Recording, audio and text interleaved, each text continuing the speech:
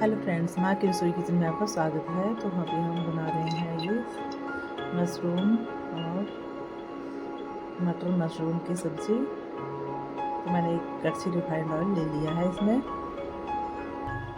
साथ में ये प्याज ले लिया है और ये 2 इंच अदरक का टुकड़ा मैंने काट के रख लिया है। साथ में ये एक जो है 10-12 कलियाँ जो है इसकी लहसुन की रख ली हैं बढ़िया से चॉप करके। और ये मिर्च ले लिए हैं 4, इनको मैं बारीक चॉप कर लूँगी।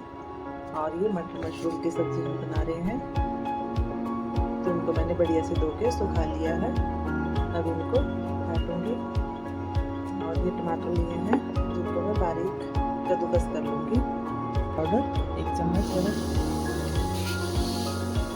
साथ में 1 बड़ा चम्मच मेथी दाना, प्याज,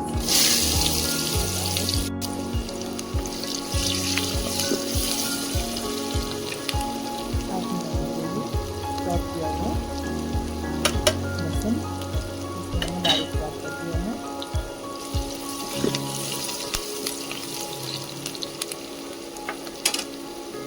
अब डालूंगी जो हरी मिर्ची है, बारीक चॉप कर लिया मैंने 4 मिर्ची। अदरक, इसको मैंने दरदरा कूट लिया है।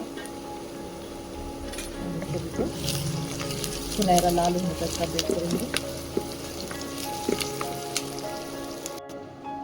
तो टमाटर को मैं